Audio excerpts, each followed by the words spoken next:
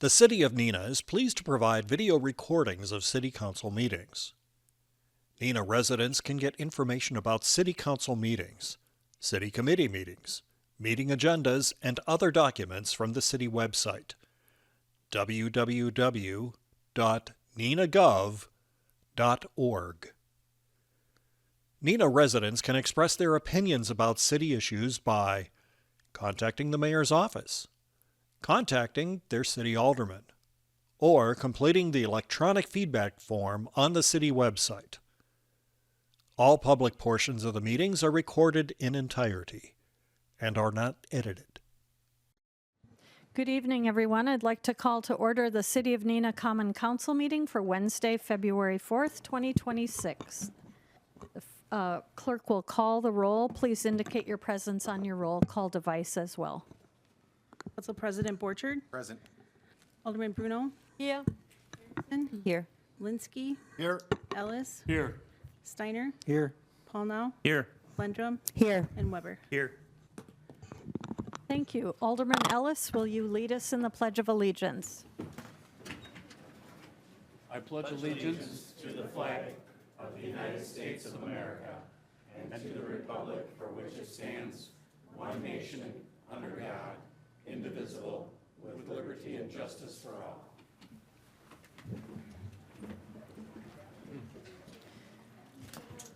There are no appointments tonight, so moving on to item 3. Is there any objection to unanimous consent of approval of the council minutes and proceedings of the January 21st, 2026 regular session? Any objection? Seeing no objection, those minutes and proceedings are approved, and we will move on to the public hearing. I will open the public hearing on Common Council's declaration to exercise police power under Municipal Code Section 13-1 in Wisconsin Statute Section 66.0703 to levy special assessments upon property on both sides of the streets below described by constructing and installing sanitary sewer laterals and water services for properties served by sanitary sewers and potable water. Elm Street, Cecil to Division, Loudon Boulevard, Elm to Congress, Henry Street, Monroe to Winneconne, Greenfield, Sterling to the Terminus, Reed Street, Cecil to Washington, Henry Street, Winneconne to Douglas, and Sterling Avenue, Western to Greenfield. Is there anyone who would like to speak during the public hearing? Please come forward, state your name and residential address.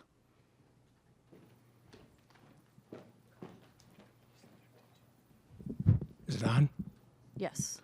Judd Stevenson, 1467 Whitetail Drive, formerly 632 Reed Street. Shattuck development is dear to my heart, and I'm concerned about the development of both Reed and Elm Street at the same time when you have a developer that purchased the lots and is building single-family homes on there. Is anything being done to allow him access for his poured concrete trucks to pour foundations and driveways? My concern is that if both those streets are torn up, then the developer's not going to be able to get into his lots to build the houses. So that's my concern. Thank you. Thank you. Is there anyone else who would like to speak during the public hearing on these items?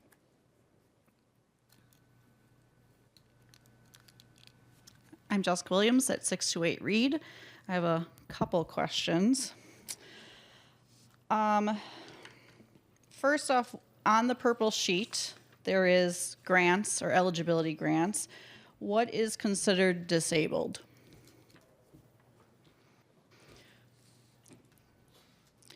Another thing I would like to talk about is having an itemized list.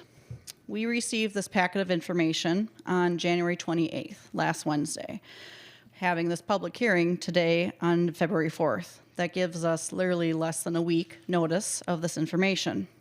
On this gray form, we are supposed to sign and have this submitted to you no later than February 20th. My request and my concern is the fact that as an Army veteran, you sign something once you fully understand the documentation. When you hire a business or a contractor, you know what you're getting. As a small business owner, I provide contracts for my clients. I tell them exactly what services they're going to get and what it costs.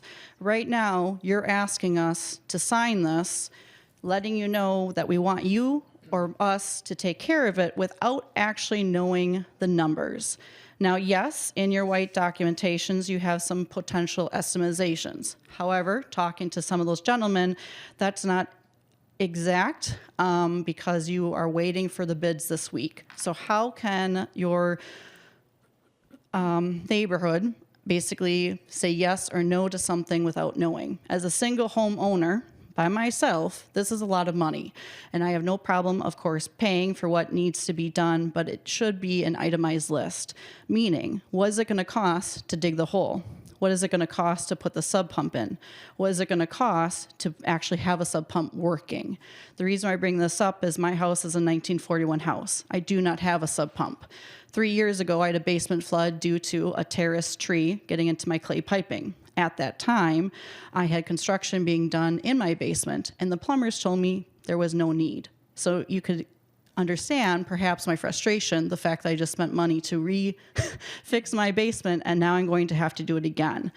On your white paper form, or on the gray, it says, we understand and accept that we are responsible for all costs associated with the installation of said utilities and all restoration and or replacement of the lawn, landscaping, private sidewalks, and driveways which may be damaged while working on my water or sewer lateral.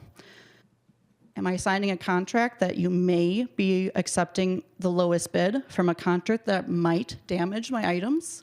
How can I make a decision if I don't know what contractors and what is it going to cost? My biggest concern is that this is something that obviously seems to be a done deal, regardless of what we say today. So my concern is, why would the city make us do this and then say, hey, we know it's a lot of money, but we're going to tack on 6% interest? I would highly encourage that you take a look at that and maybe consider that we shouldn't be interested. We can put in our taxes, yes. We could potentially be supposedly disabled because I'm a disabled veteran, which is why that was my question. But maybe split the difference. You're already suggesting that you're going to split the difference with, of course, the lateral and the curb. So perhaps we could split the difference for the interest, because I do think 6% is pretty significant when I'm kind of, my hands are being forced. The other two questions I have is, are you going to provide us information for televising on the laterals? That way I fully understand what my laterals look like, what the vents or the tiles look like for my house. And then also, did you check for radon? Because now you're going to be digging holes in every single house, and that radon is potentially a harmfulness for each home. That is all. Thank you. Jessica Williams, 628 Reed Street.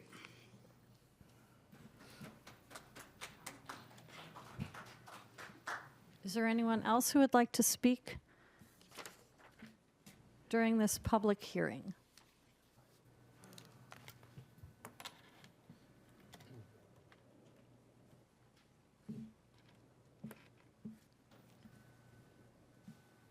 My name is Ed, excuse my voice, Ed Falks.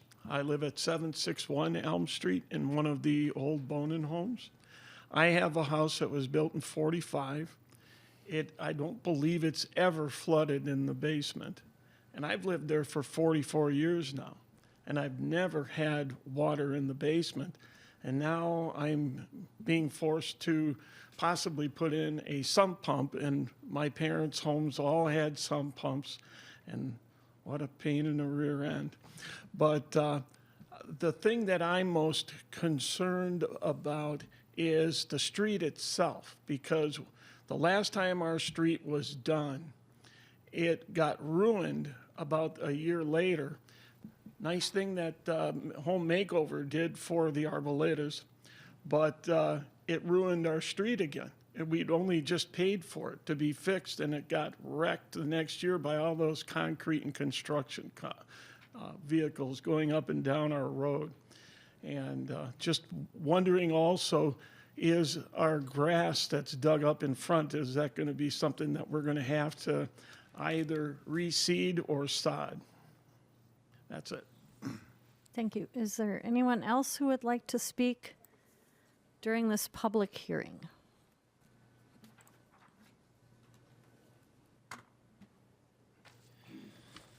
Name is Kyle Hendrickson, address at 635 Greenfield Street. I do have some questions just related to the interest rates, as was already earlier mentioned. Are we looking at it as being a fixed interest rate, a variable interest rate? How is all that going to be considered going into that? And then two is,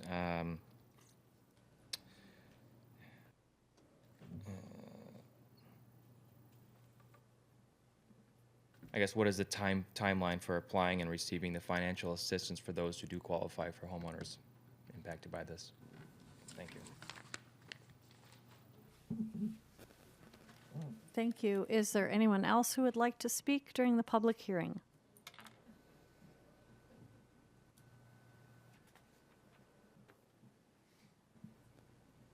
Anyone else who would like to speak? Anyone else? Seeing no one, I will close the public hearing. Would you like to address any of these at this time? All right, I will tackle a few of these. Turn it over to Director Kaiser to answer some of those questions that were brought up.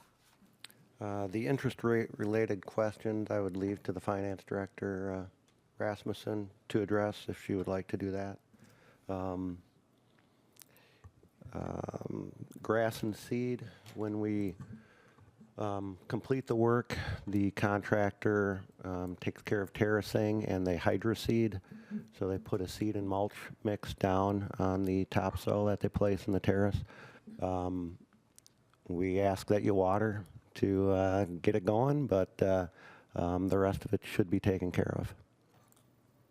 The sump pump requirement really relates to how many homes were built of a certain vintage. The fact that you don't have flooding in the basement, I'm not saying it is, but it's possible that if there's drain tile around the house, that it's tied into the sanitary sewer lateral, which then is bringing clear water into the sanitary sewer system where we don't want it, because we have a cost for conveying and treating and all of that related to it. So that's where on these projects, as we tighten up the sanitary sewer system, in order to avoid people having issues with water in the basement when we're done, getting the sump pump in place and getting that tied in can take care of that too. So we have two good but separated systems at that point.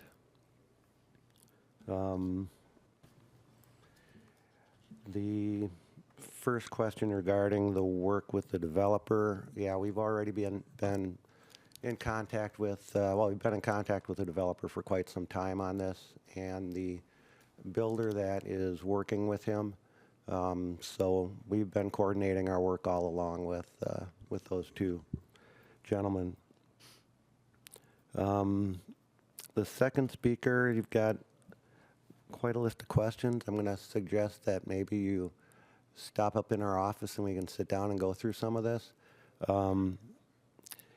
Because the disability question I'll need to check on. I honestly don't know the answer on that one. Does it help that those questions were a compilation of other neighbors?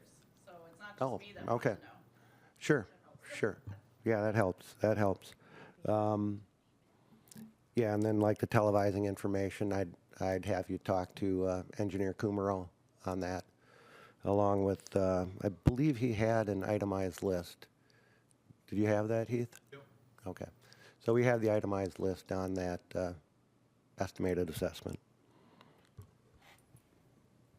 Vicki, Okay. do you want to Thank tackle you. interest rate? I will. For special assessment interest rate, in Section 2, Chapter 13, Section 2 of our city code, we have a policy to set the borrowing rate at 2% plus whatever our borrowing interest rate is for what we borrowed for all these projects. And the 2% would be for the admin. So this coming year, for 26, the charge would be 5.3% interest rate.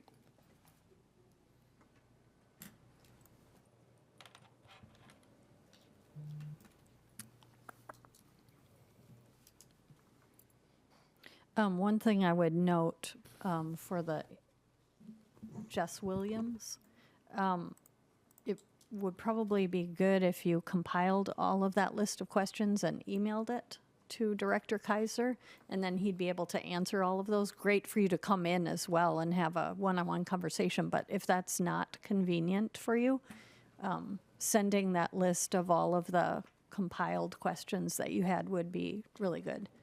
I wrote some down, but I couldn't write as fast, so I'm not sure I have all of your questions written down. Well, we have to fill this form before the 20th. So are you going to give back to the community, or is this a done deal? Like, it's kind of pointless to have this public hearing because you're not going to change anything. Is that what I'm hearing? That's it. I apparently had so many questions. I can come back up there and make it slower because I feel like the rest of us would like those answers. Certainly, the public hearing is to take the input from the impacted property owners. The next step in the special assessment process is the final resolution. So that's a resolution that goes before council. On schedule, it would be in 2 weeks.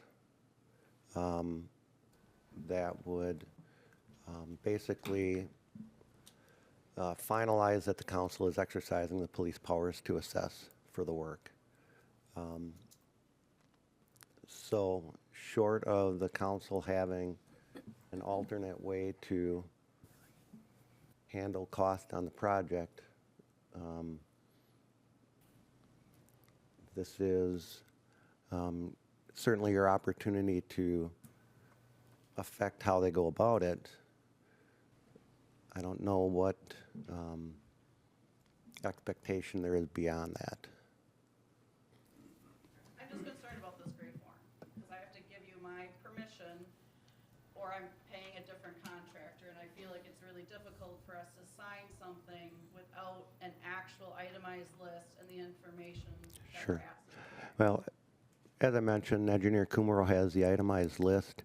Our experience with one-off replacements with private contractors is that the cost we see on our projects is probably in the neighborhood of $3,000 to $4,000 less, simply because they're able to do it in quantity.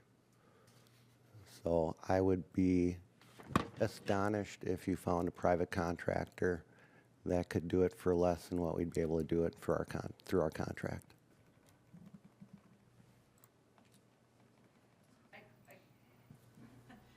But that's what I'm asking is, can you provide those numbers?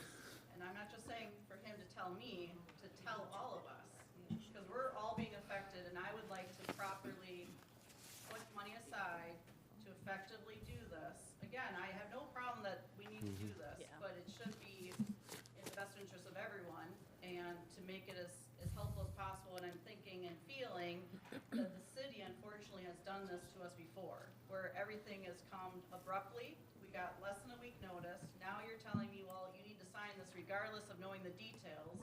You're claiming supposedly it might be cheaper, but I've also known that when you go with the lowest bid, you also tend to maybe have issues. And I'm also signing on the fact that now I'm gonna have to pay for potential damage, because I don't even know what contractor you're signing. So all I'm asking is, could we provide the neighborhood the details and information to actually be able to provide our response and how we like this? Because it sounds like I don't have a say. I'm gonna be stuck with this, whether I pay supposedly more or go with you and hopefully trust that I don't have to pay way more later on.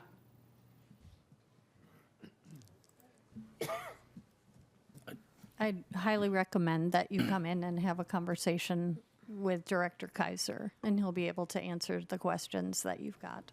Are those going to be distributed to the rest of us then? Yes. If your email address, leave your email address, and we'll make sure that those questions are all answered. Right. I mean, we've got a pretty tight turnaround time. Yep. Can you give us some sort of a date that you're going to get a response? I don't see why it can't be out by the end of the week.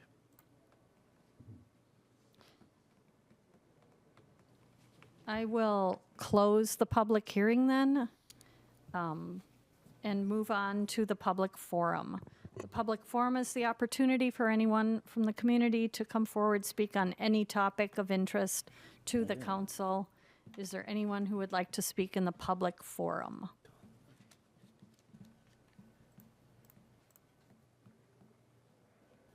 Seeing no one, I will close the public forum. There's nothing on the consent agenda, so moving on to the standing committees, the regular Mayor. public.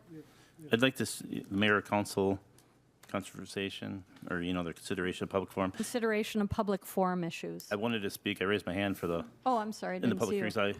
And I just think it's important for everybody to know in regard to this, because timing was a big concern, and I definitely respect that. And I was going to ask Director Kaiser, this, just so everybody knows, this didn't start like 2 weeks ago or months ago. These streets were in what we call the CIP, a capital improvement plan project and 5-year plan. And I was going to ask Director Kaiser to kind of give a synopsis of that, where that had been publicly noticed multiple times, and also the process for what happens during this whole process. Because I understand and I respect where you're coming from, where it feels like you're drinking out of a fire hose. And I don't know how, because this happens every year I've been on the council, and people aren't in tune with the meetings and the local government. I understand and respect that. But these things have been noticed multiple times over the last couple of years. And I was just going to ask Director Kaiser to explain, there's 3 or 4 steps before we get here, specifically if I remember, as far as notices and resolutions and such. So if you could speak to that. I appreciate that, Alderman Paulno. I will turn it over to Director Kaiser to answer that. Thank you. All right, so you're looking at the history of a project. This one in particular has had an interesting history. As you mentioned, it had been included in capital improvement programs, our 5-year plans, several times in the course of the uncertainty with what was going on with the middle school site. And we even had it slated to move ahead one year and ended up pulling it out and substituting another group of projects because certain things fell through. So it has been on the radar screen for quite some time, really less related to the middle school project and more related to what's going on with the streets. We look at what's happening with the utilities, what condition they're in, and then obviously what's on the surface with what's going on with the street. And Elm Street has been in fairly dire need for some work for quite a number of years. Reed Street is starting to rapidly catch up with it. And so we had included those in the capital improvement budget. Then last fall, as we got some clarity on the work on the site, we moved them into the capital budget for this year. And as you mentioned, that's public document. There's public hearings related to that actual budgeting. Once we have that approval, then our crews finalize the survey work and start getting the project put together. And then we start through with this, one of the steps that we're in here with the public hearing, we start with the special assessment process because we have costs related to utility installation that are assigned to the abutting property owners. And so in keeping with that process, there's notification on that. And, so that eventually gets us to this point here and then down the line to an ultimate bid and build. But that's all to come yet. Thank you, Mr. Kaiser. I just think it was important to kind of give a little back history of how we got here, because every year as an alderman, we have the same discussion. It's unfortunate, but it's true. Alderman Lundrum. Thank you, Mayor. I know we're speaking a little bit out of order, but I just wanted to remind everyone, please call your alderman. We will help you walk through all these documents, through all these dates. I can't do anything unless you call me because I don't know who's interested. I post a lot of information myself about all of these things in the budget book. And on the city website, it's amazing. All your budgeted documents, the 5-year plan, it's all under finance department. It's right on the left-hand side. It's called financial documents. If you want to call your alderman, you hit government and then city council, and then you'll have a map. But I can speak for all of us on the council here. It doesn't matter if you're in our district. Whoever you want to call will help you. Thank you.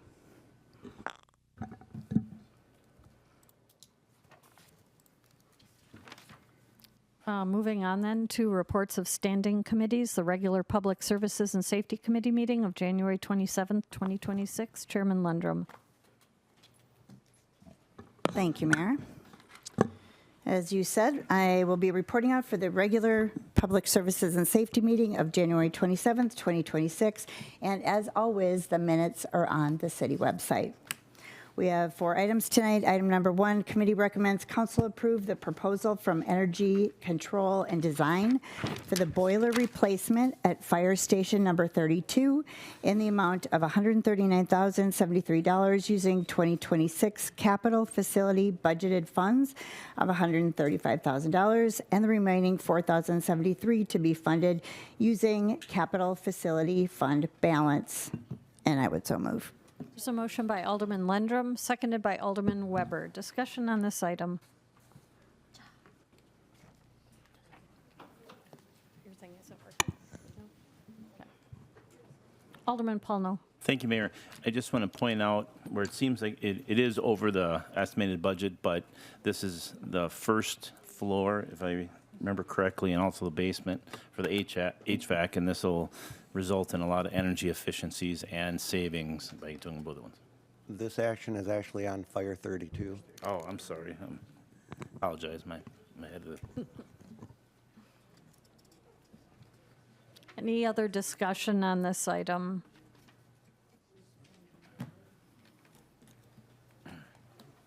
Seeing none, please cast your vote on your voting device.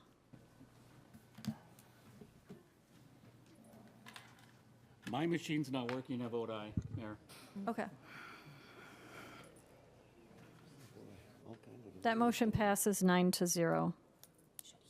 Item number 2, committee recommends council approve the upgrade to Celebrate, and this word is pronounced Insight, cell phone extraction software, and to purchase the Magnet Forensic Gray Key cell phone extraction software at cost not to exceed $13,000 using budgeted 2026 capital improvement funds, and I would so move. There's a motion by Alderman Lundrum, seconded by Council President Borchert. Discussion on this item.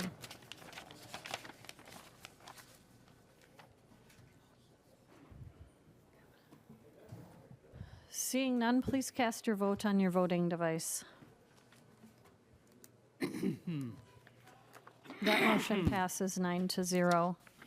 Item number 3, committee recommends council approve the City Hall first floor and basement, now you can talk, basement HVAC control upgrade proposal from Energy Control and Design in the amount of $86,968 using $75,000 out of the 2026 budgeted capital facility funds and the remaining balance of $11,968 using public facility fund balance, and I would so move. Here's a motion by Alderman Lundrum, seconded by Alderman Weber. This is the item that Alderman Paulno was referring to, but I will call on Alderman Paulno. Now that I have the right item, this seems to be a little over budget, but just to point out this, it's a good thing because we're doing 2 floors at the same time, which is a cost savings, and then doing them both at the same time will result in more energy efficiencies sooner. So it's a good thing, even though it seems like out of budget or over budget. Thank you. Is there any further discussion on this item? Seeing none, please cast your vote on your voting device.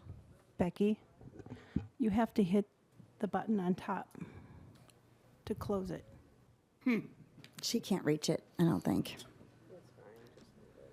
She reach it. She can't reach to it. the left. To the You're too left. short. To the left.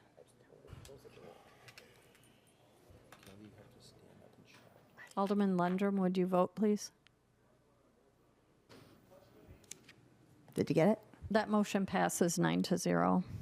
All right, the fourth and last item, committee recommends council approve a budget amendment to the 2026 capital facilities budget to perform a space needs analysis for City Hall in the amount of $50,000 using ARPA interest fund balance.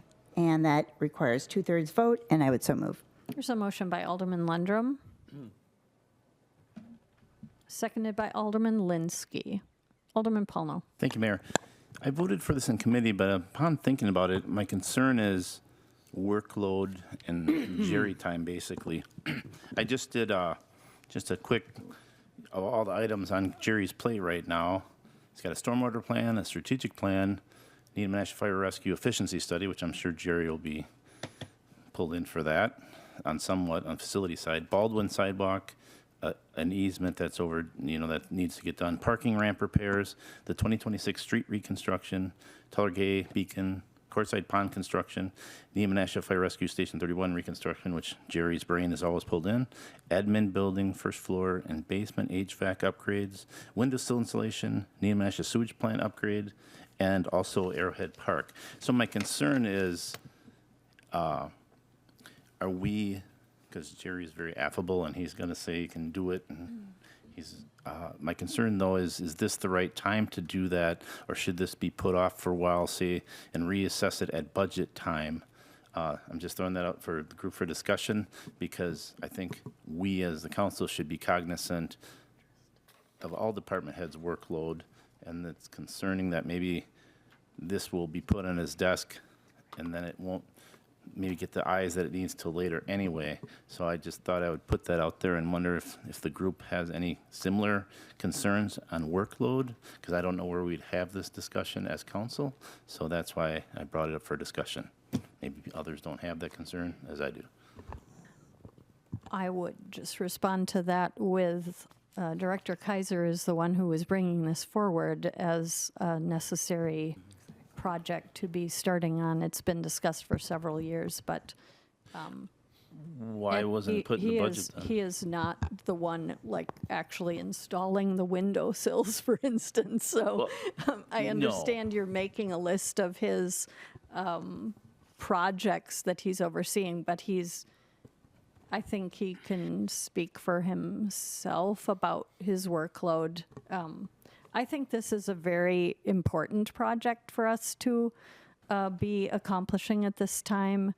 We have multiple inefficiencies in this building, and it's a good time for it to be professionally assessed for efficiencies. I don't see why we would put this off, but that's my opinion, and I don't even vote. So. Well, I didn't say there wasn't a need for it, because I believe there is. My concern is some of these other things taking as long as necessary, and or at what point are we cognizant? I guess because this wasn't in the budget, so it wasn't a budgeted thing. Right. So it just feels like add on. Okay, we have some ARPA money, we can get this done too, and I'm just being conscious of these other things getting done that maybe will get pushed to the back burner.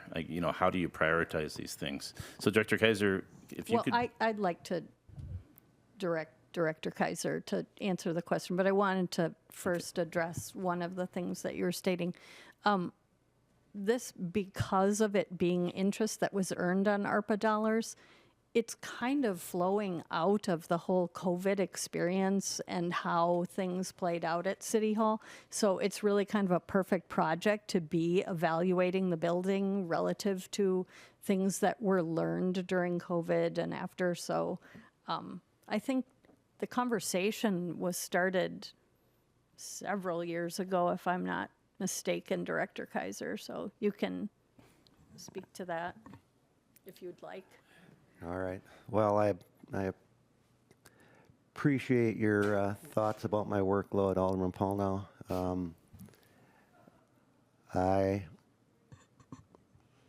There's a reason I'm confident that we can pull all of those things together that you've mentioned because I have some excellent people working in the department.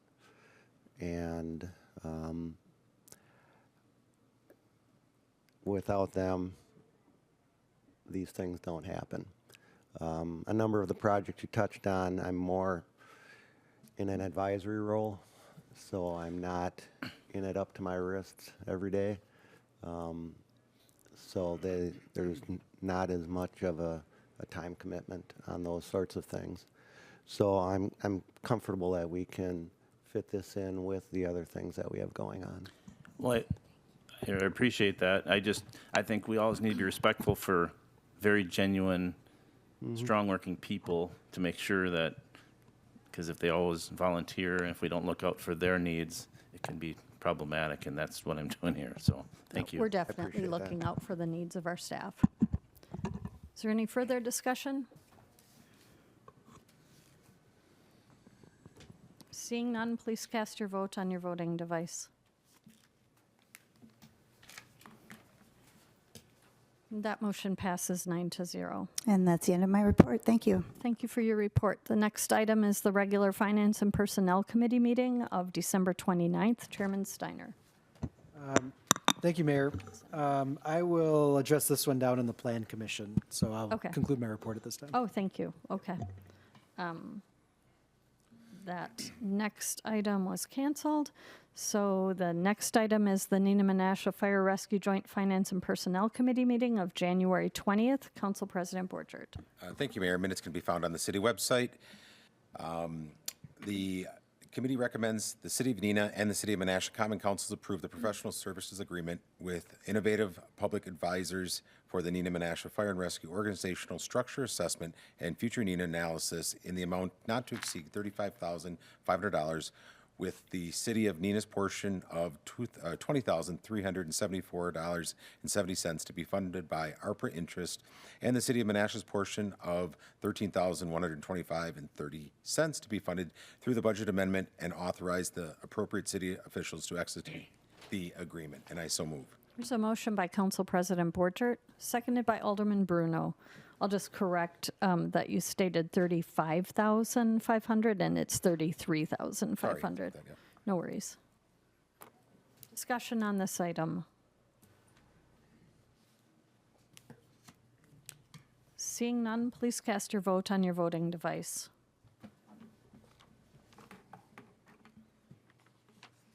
That motion passes 9-0. Now we move on to the Plan Commission. I'll turn it over to Chairman Steiner for the report on the Plan Commission meeting of December 30th. Thank you, Mayor. Meeting minutes can be found on the city website. Commission recommends council approve ordinance number 2025-16, annexation number 239, annexing 1.8 acres located along Dogwood Trail in the town of Neenah to the city of Neenah, and the property receive an R1 single-family residence district zoning classification, and I so move. There's a motion by Alderman Steiner, seconded by Alderman Paulno. Discussion on this item.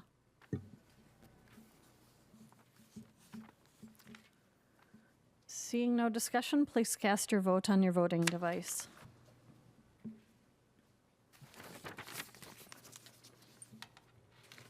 That motion passes 9-0. That concludes my report. Thank you for your report. There was no Plan Commission meeting on January 27th, no Community Development Authority meeting, no Sustainable Neenah Committee meeting. Alderman Bruno, would you like to give a report on the Bergstrom Mahler Museum? Yes, thank you, Mayor. So I already gave all of you the save the date for the next month. News, the museum has made great progress on the gallery renovation with Myron Construction. The phase 1 includes the remodeling of 2 galleries, the Kimberly Clark Gallery and the Mahler Gallery. And this phase 1 is expected to be completed mid-June, knowing that the museum stays open during the whole renovation. The public campaign for the renovation, titled Our Time to Shine, will begin this Friday, February 6th, with $125,000 goal. Second news, a membership drive with the Pumpkinette promotion, do you remember the small pumpkin? Went very well, and the museum exceeded its annual fund drive match of $40,000. Finally, save the date. You have that on your desk.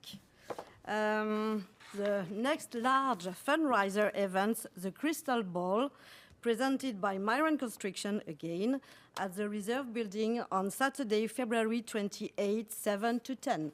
So if you are available, don't forget it. And that's conclude my report. Thank you for your report. Are there any petitions? Are there any council directives? Is there any unfinished business? Is there any new business to come before council? Mayor? Alderman Ellis. Thank you, Mayor. If I might, and this is just for future for our council, I'm going to be holding off, but I will be bringing up some issues after the April election for our council to take a look at. So I'm just giving a heads up now that some of these things I will be voicing. Coming up on our 250th birthday of the United States, from time to time, government needs to reinvent and look at itself and make sure we're doing things the right way. I think it's time that the city take a look at for discussion, and I can't say this strongly enough. I'm not proposing we do this. I am proposing we discuss it and we look at all options. That it's time that we start to take a look at an administration mayor combination for the city of Neenah. I think that's worthy of conversation. I will also be bringing up possible consolidation of services with our brother and sister communities. That can be a plethora of things. As we did with the fire department, we may want to look at police, we may want to look at Menasha, we may want to look beyond Menasha. I don't know what that will look like. That's why I'm hoping that we will have some good conversation. And then the last one for sure that I'll be bringing up for us to have discussion on, once again, it's in a partnership. Term limits, not just for us kids, but a recommendation that we may look at being agreed that term limits should be for any elected official. You all know how I stand, and I brought that up before, but I think it's worthy of conversation. At one time, we had 8 council members, we had 2-year services. At one time, we had 12 aldermen, and then we had 3 here. So from time to time, we have done things to be more fluid. Also, with that being said, in tandem with that, I would also say that I will be discussing, should we have a discussion on redistricting how our district/wards look. At this time, we have 3 per district. There was a time when there were 2. There was a time when there were 1. I don't know what the answer is. This might be the best chemistry that we have for the city, but I believe that it's worthy of conversation. So after the April election, whoever our new mayor is, whoever our president of the council will be, I will be bringing this up and hoping that between now and then, we all think about these things and come up with our questions of what if. Thank you, Mayor. Is there any additional new business?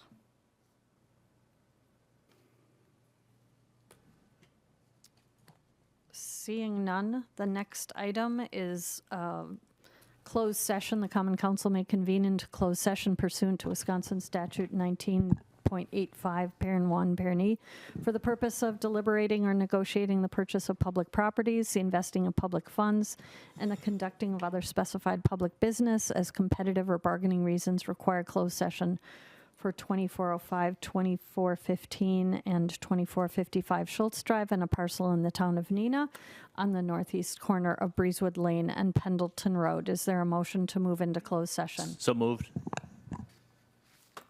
Second. Okay, there's a motion by Alderman Ellis and seconded by Council President Borchert. All those in favor of moving into closed session, say aye. Aye. You have to vote on your voting I'm sorry. device. Sorry about that.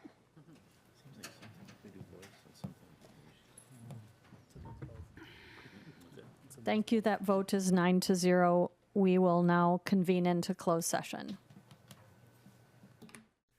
The City of Neenah is pleased to provide video recordings of City Council meetings.